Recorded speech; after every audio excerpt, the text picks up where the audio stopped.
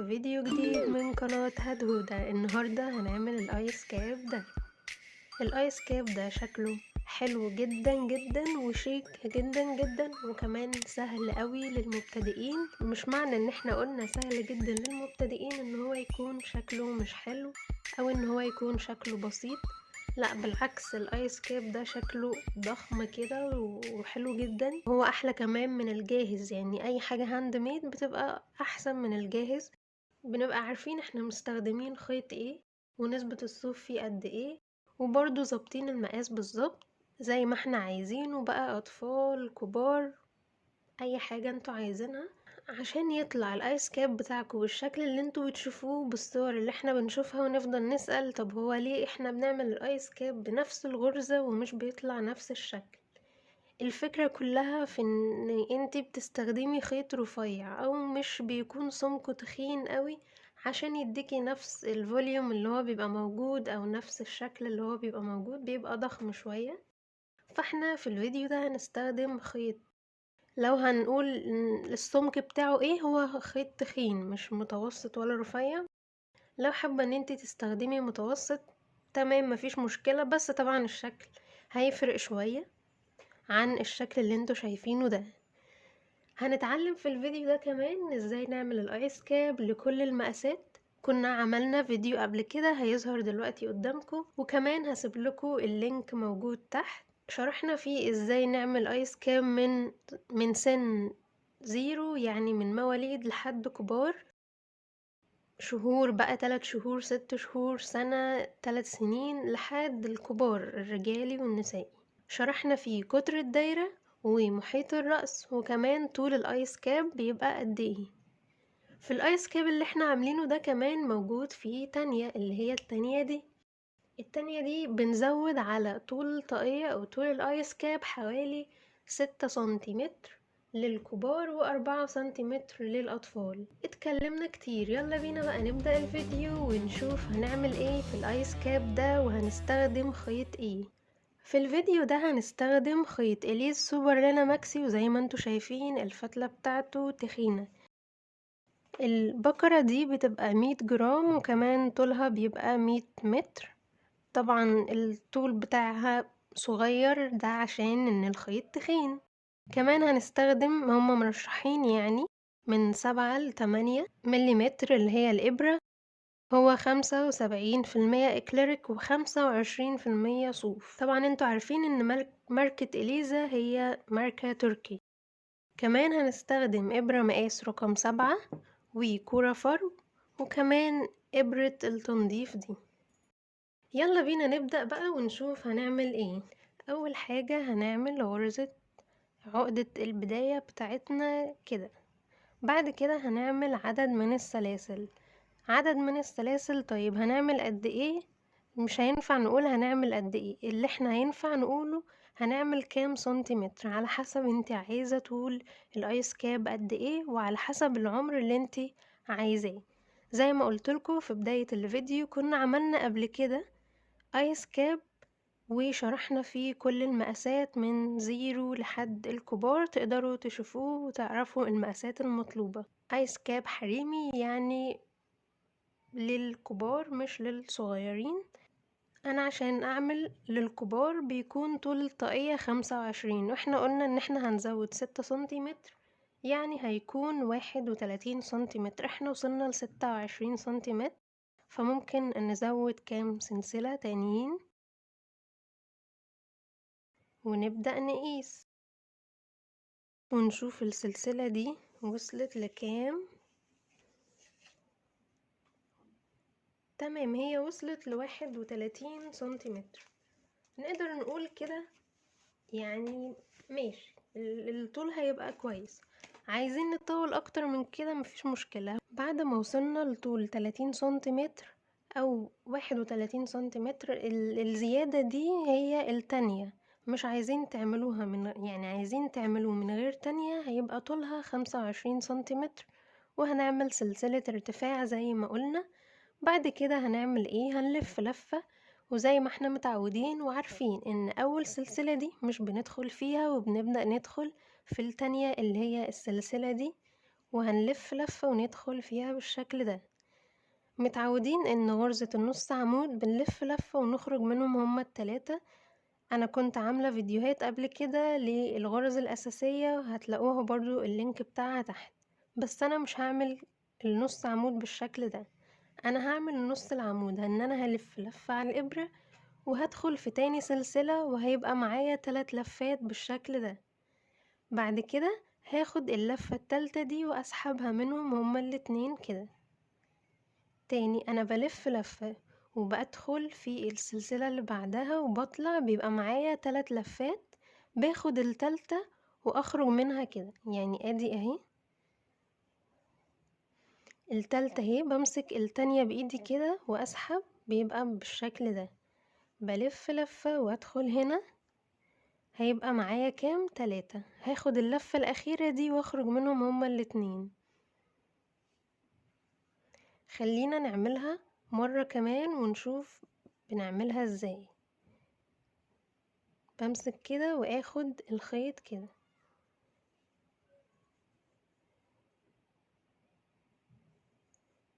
بالشكل ده.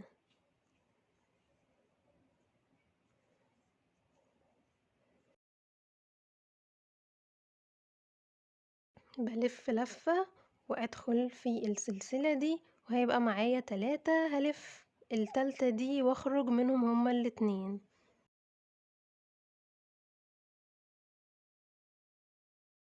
تمام بالشكل ده.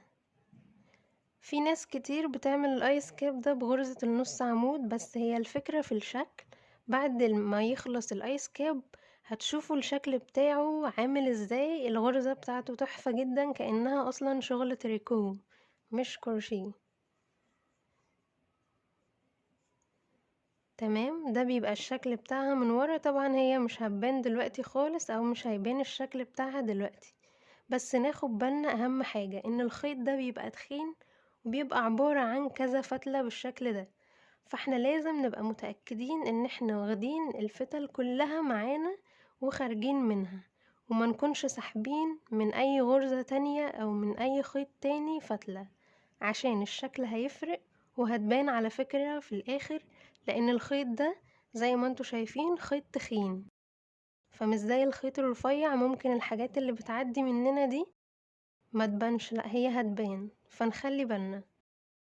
هقرب الكاميرا شوية عشان تشوفوا اكتر. تمام كده، بلف لفة وادخل في السلسلة من تحت بالشكل ده، والف واخرج منهم، هيبقوا 3 لفات. بعد كده هسحب دي واخرج منها بالشكل ده. يعني اظن ان هي دي اسهل حاجة او اسهل غرزة ممكن تعملوها، يعني اسهل من غرزة النص عمود، اسهل من غرزة العمود بلفة. تمام كده، بدخل في السلسلة واخرج بالشكل ده. تاني، اهم حاجة ما نكونش شادين ايدينا قوي، يعني مش عايزين ان الشغل يكون مشدود معانا قوي وفي نفس الوقت مش مرتاح قوي، لان انتوا عارفين اي حاجة كروشيه او هاند ميد يعني مع اللبس مع الغسيل ممكن ان هي توسع شوية. هكمل السطر ده، اول سطر ده بنفس النمط ده او بنفس الغرزة اللي احنا ماشيين عليها دي، وهرجع لكم عشان نشوف هنعمل ايه تاني في الادوار اللي جاية. بعد ما خلاص اهو وصلنا لاخر السطر، يعني فاضل لنا كام؟ فاضل لنا 1 2 3 3 غرز. ال3 غرز دول هنعمل فيهم ايه؟ بصوا، ده الشكل بتاع الغرزة اللي احنا عاملينها، اللي هي زي النص عمود، هتبقى بالشكل ده. اخر 3 غرز هنعمل فيهم غرزة مختلفة، هي غرزة المنزلقة. غرزة المنزلقة دي بعمل ازاي او بشتغل فيها ازاي؟ بدخل في السلسلة بالشكل ده وهلف لفة، ومش هعمل اي حاجة تاني غير ان انا هخرج منها الابرة بالشكل ده. تاني، اخر 3 سلاسل بعمل فيهم ايه؟ ودي اول تريك عشان تطلعي الايس كاب بالشكل اللي انا وريتهولكوا ده. بعمل غرزة منزلقة كده واسحبها من الحلقة دي. فاضل اخر غرزة بدخل فيها بالشكل ده واسحب الخيط كده واخرجها من الحلقة دي. ده اول سطر احنا عملناه. لو انتوا لسه مبتدئين مش عارفين تظبطوا شغلكوا كويس او لسه بتجربوا، مفيش مشكلة، علموا بس الحتة دي، يعني هاتوا ماركر وعلموا الجزء ده وهقولكوا ليه. بعد كده هنعمل غرزة ارتفاع وهي غرزة سلسلة، وهبدأ ألف الخيط بالشكل ده. تاني تركة في الفيديو ده، بصوا بقى، لو تلاحظوا هنا في شكل سلسلة اللي هي السلسلة دي، من فوق هتلاقوا برضو عندكم شكل سلسلة بالشكل ده زي ما انتوا شايفين كده. احنا هنخلينا في اللي فوق، يعني احنا عشان انتوا ممكن تتلخبطوا على فكرة وما تبقوش عارفين انتوا بتدخلوا فين بالظبط، فخلي الشغل قدامك من فوق كده. زي ما احنا عارفين ان الغرزة اللي من قدامنا دي بتبقى اسمها الحلقة الأمامية، والغرزة اللي من ورا دي بتبقى اسمها الحلقة الخلفية. تمام، انا ارتفعت سلسلة، طبعا دي ماليش دعوة بيها خالص، دي بتبقى زي ارتفاع. هندخل في الحلقة الخلفية لوحدها كده، مش هدخل كده من تحت الحلقتين بالشكل ده، لا، مش هدخل تحت السلسلة كده. انا كل شغلي في الدوار اللي جاية هتبقى ازاي ان انا بدخل في الحلقة الخلفية دي. تمام تمام. طيب تالت تركة، احنا هنا اشتغلنا كام غرز منزلقة؟ 3 غرز منزلقة. هنشتغل فوقيهم كمان غرز منزلقة 3 برضو. هندخل بالسلسلة، هندخل بالإبرة سوري في الحلقة الخلفية بالشكل ده، ونبدأ نلف الخيط ونطلعها من الحلقة كده. هنبدأ ندخل في الحلقة الخلفية لوحدها بالشكل ده، وهلف الخيط واطلع منها وكمان اخرجها من الحلقة كده. تالت غرزة اللي هي غرزة منزلقة برضو هعملها بالشكل ده. يبقى احنا هنا عملنا ايه؟ عملنا 3 غرز منزلقة في اخر السطر الاول، ارتفعنا سلسلة، والسطر التاني بنعمل فيه برضو 3 غرز منزلقة في الاول. بعد ما خلصنا 3 غرز منزلقة، هنلف لفة ونشتغل برضو في الحلقات الخلفية زي ما قلتلكوا من شوية. نخلي بالنا ان احنا مش بنشتغل كده، احنا بنشتغل من فوق، عشان كده برضو هتبقى قدامكوا سلسلتين بالشكل ده امامية وخلفية عشان ما تتلخبطوش. بشتغل من فوق وبدخل في الحلقة لوحدها الخلفية من ورا، وبلف لفة وبطلع. بعد كده بلف واخرج من الحلقتين بالشكل ده.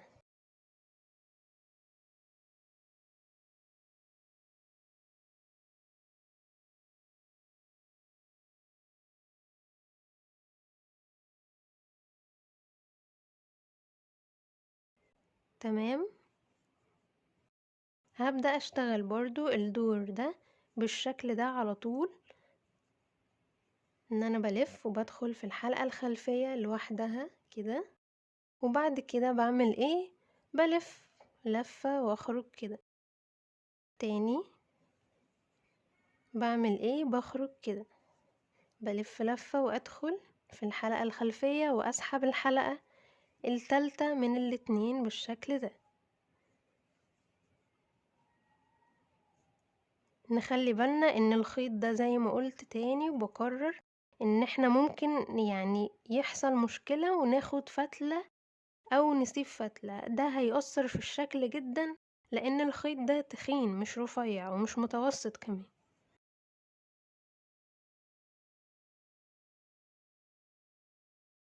خليني اكمل باقي الجزء ده بالشكل اللي احنا شفناه، وارجع لكم مرة تانية نشوف هنطلع الدور اللي بعديه ازاي. بعد ما خلاص يعتبر قربنا نخلص اخر دور، فاضل كام سلسلة، ندخل في الغرزة الخلفية ونعمل حلقات النص عمود او غرز النص عمود بالشكل ده. عايزة عايزة اقول لكم تخلي بالكم من حاجة تاني. الحاجة التانية اللي احنا بنخلي بالنا منها ان فاضل يعني هيتهيألكوا ان خلاص انتوا دخلتوا في كل الغرز، بس هنا فاضل سلسلة اهي اللي هي دي. فاحنا برضو هندخل في الحلقة الخلفية بتاعتها وهنعمل غرزة زي غرزة نص عمود كده. بعد كده هنعمل ايه؟ زي سلسلة ارتفاع، ما احنا عارفين ان النص عمود بنطلع سلسلة ارتفاع. بعد كده هنلف لفة ونبدأ نشتغل في السلاسل دي. عايزة اوضح حاجة، ان ديت سلسلة الارتفاع مش هنعمل فيها، هنبدأ من اول دي ونخلي الشغل قدامنا بالشكل ده من فوق، وبندخل في الحلقات الخلفية وبندخل في الحلقة الخلفية كده.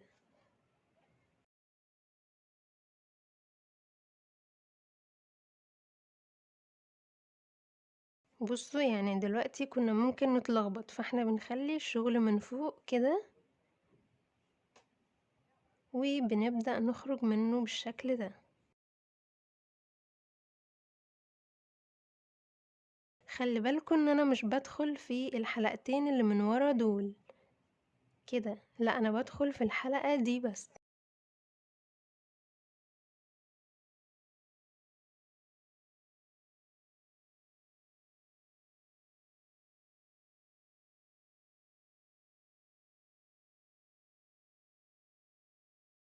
هكمل برضو الدور ده بالشكل ده على طول السطر، وخلي بالكم لما اجي هنا هقولكوا هنعمل ايه.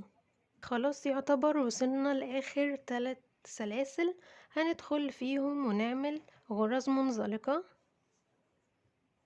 زي ما قلتلكوا المبتدئين لو انتم هتتلخبطوا، يعني مثلا هنا في جنبين، الجنب ده والجنب ده، لو انتوا هتتلخبطوا انهي جنب هنعمل فيه غرز منزلقة، زي ما قلتلكوا عادي ممكن تعملوا بالماركر وتعلموا الجزء ده البداية. في البداية هي اللي احنا بنعمل فيها غرز المنزلقة، يعني كل ما هنيجي للبداية ده خيط البداية هنعمل فيه غرز منزلقة. كده عملنا 3 غرز، هنطلع سلسلة، نبدأ نلف الشغل ونعمل برضو غرز منزلقة في السطر ده. في تركة كمان ايه هي؟ ان احنا لازم 3 مرات ان احنا ما نزودش او ننقص غرز. لو انتوا برضو لسه بتبدأوا، كل سطر هتعملوه او كل دور هتعملوه لازم تعدوا الغرز بتاعتكم، هتبقى زي بعضها. ليه؟ لان انتوا ممكن في الاخر كده تفوتوا غرزة، او ممكن تشتغلوا في غرزة الارتفاع. احنا غرزة الارتفاع مش بنعمل فيها اي حاجة، هي مجرد بس ارتفاع بنعمله. فخلي بالكوا من الجزء ده جدا جدا، لانه كمان هيفرق معانا في الاخر، وهتعرفوا وهتشوفوا هيفرق معانا ازاي. لو انتوا حابين ما تشتغلوش بإليزا مثلا، عايزين تشتغلوا بخيط تاني، في ماركة تانية اسمها هيمالايا. في هيمالايا بيج متهيألي، او في هيمالايا سنو، ده اللي انا عارفاه، برضو بيبقى نفس السمك ده يعتبر. وكمان إليزا اكتر ممكن يبقى فيها وبرة، ففي ناس كتير ممكن ما تحبش تشتغل بيها، بس انا عادي بحب الوبرة بتاعتها، بتدي كده شكل حلو يعني.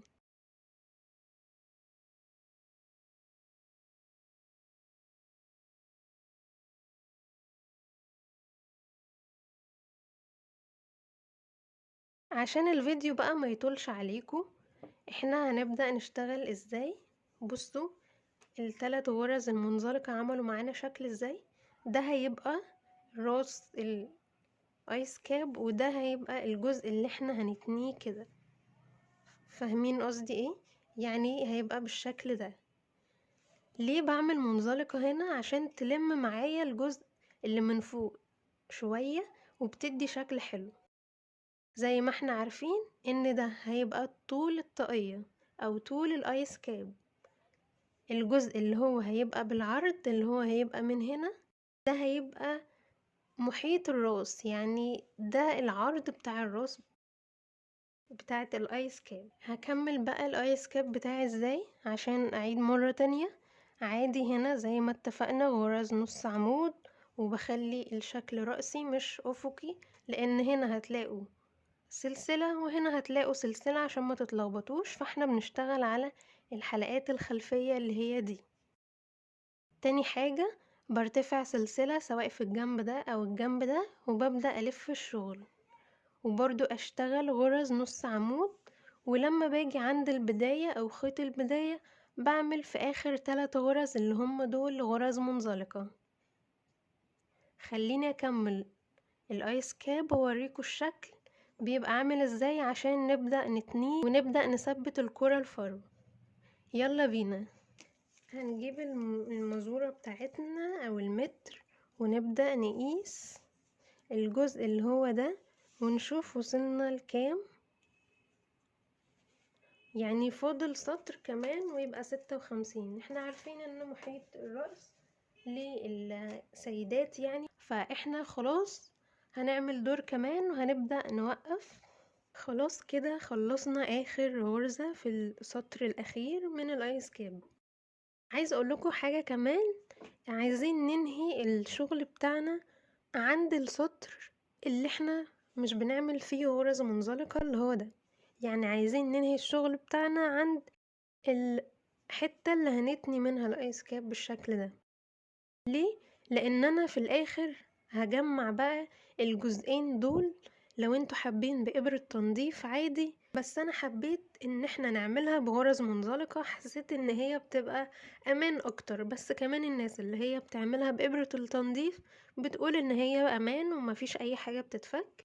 بعد كده هنقفل في الخيط ده خيط البداية اللي احنا بنبقى عارفين ان احنا لازم نسيب جزء طويل كده عشان ننهي الشغل بيه. طيب انا كده خلاص تنيت الجزئين بالشكل ده.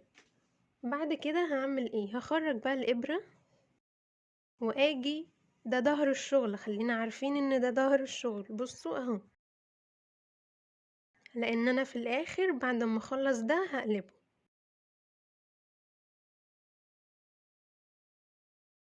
هاجي هنا، ده او دي سلسلة البداية. تمام.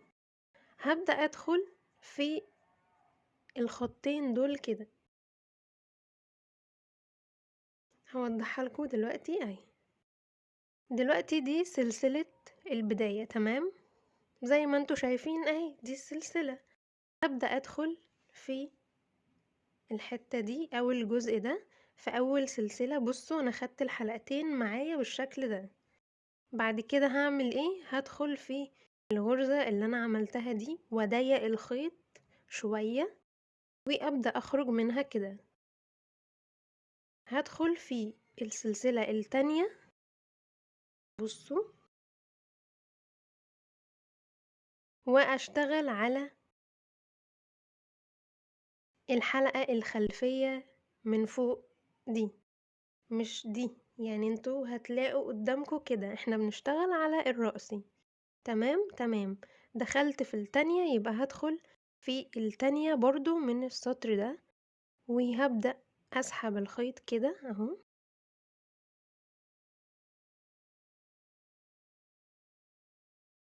واخرجهم منهم كلهم تاني. انا ببدأ ادخل فين؟ ببدأ ادخل تحت السلسلتين اللي انا عملتهم او الحلقتين، وبدخل في الحلقة الخلفية واخرج منهم كلهم. هنا باخد 2 لكن هنا باخد واحدة بس. يعني هنا باخد 2 وهنا باخد حلقة واحدة بس. وابدأ اخد الخيط كده واخرج كده. هدخل هنا وفي الحلقة الخلفية من ورا واخرج منهم كده تاني. انا مش بدخل في الواحدة بس بالشكل ده، لا انا بدخل في الاتنين، والناحية التانية باخد حلقة واحدة بس اللي هي الخلفية. بصوا هنا فاضل 2 وهنا برضو فاضل 2، يبقى احنا كنا ماشيين صح. وعدد الغرز بتاعتنا اللي بدأنا بيها هي عدد الغرز بتاعتنا اللي نهينا بيها الشغل. بدخل هنا كده في الخلفية دي، وبكده يكون خلصنا الجزء ده. طيب عشان أبدأ ألم الجزء ده وكمان عشان ابدأ اعمل ايه تاني، اركب الكورة الفرو. هعمل ايه؟ هاخد الخيط كده والفه كده، يعتبر دي كده الاول لفة، كده 2 3، ونقطع الخيط بتاعنا.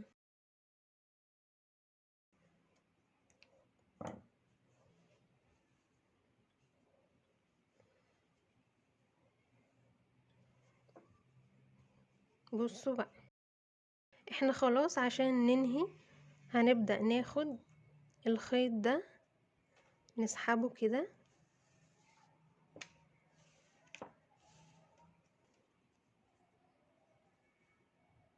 ونقفل كده بالشكل ده، ونثبت قوي عليها عشان مفيش اي حاجة تفك. بعد كده هعمل ايه؟ ده البداية او خيط البداية اللي احنا بدأناه. هنبدأ نعمل عقدة وبرضو نثبت قوي عليها، وكمان عقدة تانية ونثبت قوي عليها. اهم حاجة الفينش بتاع الشغل. انت ممكن تكوني عاملة شغل حلو جدا جدا، وفي الاخر العميلة تقولك اصل في غرزة فكت، اصل الايس كام من فوق وسع او فك. لا، بعد اللي احنا بنعمله ده 100% مفيش حاجة هتفك. طيب بعد كده جه الدور بقى لإبرة التنظيف اللي هي دي. احنا هنحاول بقدر الامكان ندخل الخيط فيها. الخيط زي ما قلتلكوا تخين، وفي حوالي 6 فتلات مثلا او 4. هنبدأ نبرم الخيط كده، هنحاول ان احنا نفضل نبرم فيه عشان نعديها من هنا.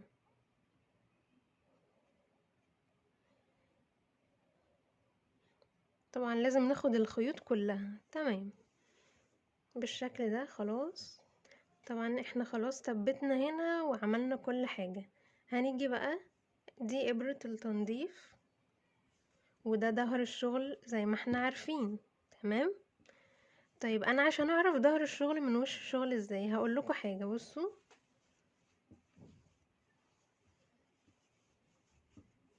هتلاحظوها وانتوا كمان ايه شغالين. بصوا عايزة اوريكم حاجة كمان. ده المنزلقة اهي اللي احنا كنا بنعملها، مش باين اي حاجة. وكمان هتبقى من ورا، هي مش باينة اصلا هي فين بالظبط. هي دي على فكرة، بس مش باينة. هي يعتبر من شكل الايس كاب برضو، مفيش حاجة مختلفة قوي يعني. طيب بصوا بقى، ده الوش بتاع الشغل. بصوا ال7 جاية كده اهي. لو احنا قلبنا الشغل هنلاقي بصوا ال7 اتقلبت بقت 8. 8 دي هتبقى ظهر الشغل، لكن ال7 دي هتبقى وش الشغل. هنعرف كمان منين يعني؟ خلينا برضو ايه بعرفكم حاجات كده، تركات. بس احنا عشان قفلنا وكان مش هبان قوي. دي البداية، فده الوش. سهلة يعني، احنا بدأنا العقدة من هنا اهي. مش احنا بنعمل عقدة البداية وبعد كده نشتغل بايدينا اليمين كده؟ فدي البداية بتاعتنا. طيب خلينا بقى عشان ما نطولش الفيديو اكتر من كده، نبدأ نقفل الجزء اللي من فوق. هنقفله ازاي؟ بصوا بقى التقفيل هيبقى ازاي. هبدأ ادخل هنا، انا بشتغل على السطر الاخير. تمام، يعني انا بدخل في السطر الاخير عادي بقى في اي جزء يعني انت حباه من السطر الاخير. تمام تمام. هدخل هنا واخرج الابرة كده، بعدي الابرة يعني باخد اول سلسلة اللي هي السطر ده. ثانية واحدة. تمام، السطر ده باخده واعدي منه الابرة كده. حابين ان انتوا تشتغلوا على السطر الاخير ده مفيش مشكلة، هي مش هتفرق يعني. تمام اهو، باخد كده واطلع كده، بعدي من الشكل ده كده كده. وابدأ اسحب الخيط بتاعي.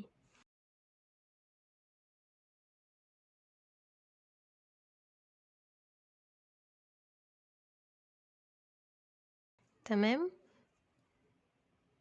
بعدي اول سلسلة كده واخرج بالشكل ده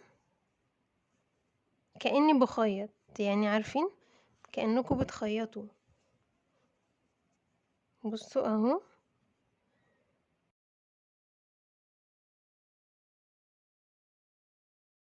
اهم حاجة تبقوا واخدين معاكوا يعني سطر كده، مش يبقى مثلا داخلين في الفتلة من السطر ده، لا.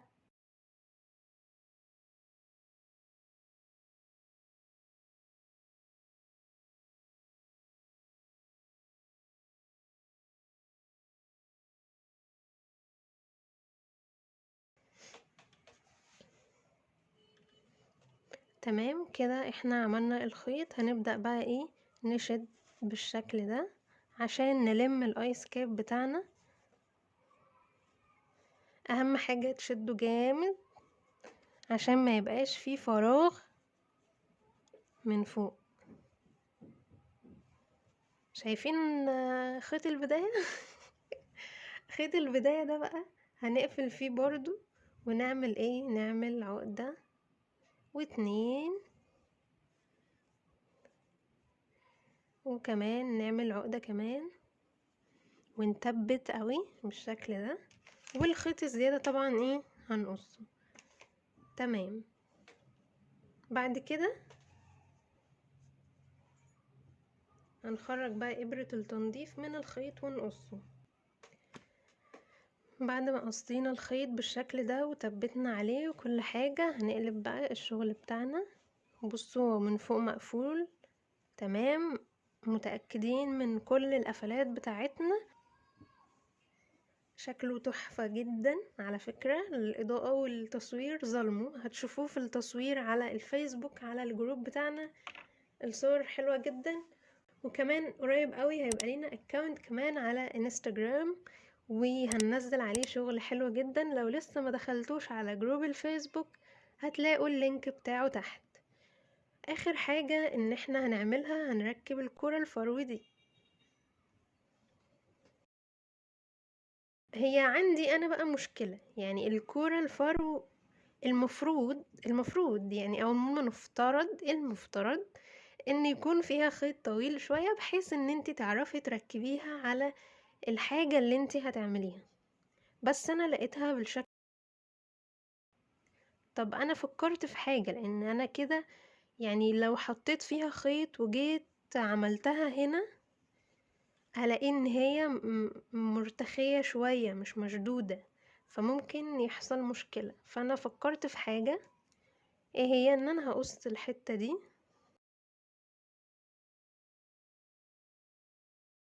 بالشكل ده. انتوا خلي بالكوا وانتوا بتشتروا تبقوا شايفين الجزء ده. وهبدأ اجيب خيط كده، قطعت جزء من الخيط يعني، وهقفل او هربطه في الجزء ده والجزء ده كمان. هنربطها بس اهم حاجة كذا ربطة عشان نبقى متأكدين ان هي مربوطة كويس. تا تا تا تا. عملناها ولا ما عملناهاش؟ جامدة على فكرة جدا. بصوا يعني مهما شديت خلاص. طيب ده الوش بتاع الشغل ووش الايس كاب. هبدأ اعمل ايه بقى، هجيب الابرة بتاعتي الكروشيه وادخل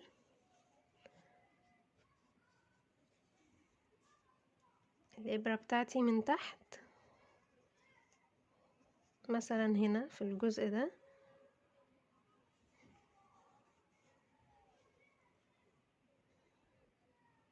هاخد دي كده وهبدأ اسحبها لتحت بالشكل ده.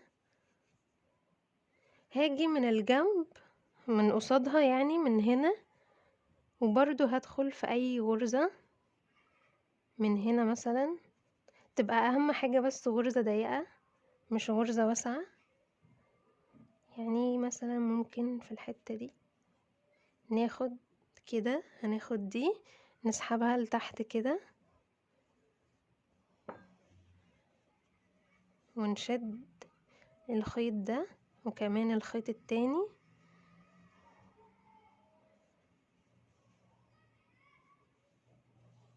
نشدهم قوي اهم حاجة. تمام. وهنيجي لجوه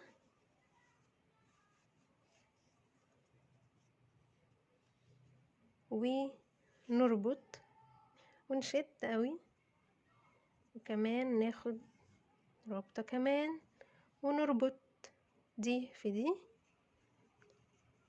دي على فكرة اللي هي نهاية الشغل، مش الخيط بتاع كرة الفرو، ودي برضو نهاية الشغل مش بتاع الكرة الفرو، وربطناها في الكرة الفرو. طبعا الزيادات دي هنبقى نقصها بعدين. وده الايس كاب بتاعنا.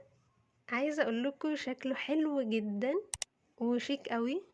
خلينا بس نظبطه. طبعا لو عايزين ان احنا نخليه من غير التانية عادي برضو شكله بيبقى تحفة، وممكن ان احنا نتنيه. في حاجة كمان بتبقى حلوة جدا، لو عندكم بادجات جلد او لوجو جلد وتحطوه هنا بيبقى شكله تحفة جدا. لو لسه اول مرة تشوفي القناة بتاعتي ياريت تعملي لايك وشير وسبسكرايب، وكمان فعلي زر الجرس تحت عشان اول ما ينزل فيديو جديد تشوفيه على طول. عملتي لايك؟ عملتي سبسكرايب ولا لسه؟ اشوفكم في فيديو جديد ان شاء الله. المرة الجاية هنعمل البوك الفكة بتاع الفضة والحاجات دي، ناس كتير قوي سألتني عليه. ما تنسيش اهم حاجة بس تشتركي في القناة عشان تشوفي فيديوهاتنا. وكمان لو حابة ان انت تعملي كوفيات للشتا بغرزة الوافل وغرزة الفي، هتلاقي اللينك بتاعها تحت. ولو انت كمان مبتدئة ولسه اول مرة تعرفي الغرز، هتلاقي 3 فيديوهات مهمين جدا للغرز الاساسية، هتتعلميها كويس قوي، هتعملي اي شغل انت عايزاه بعد كده.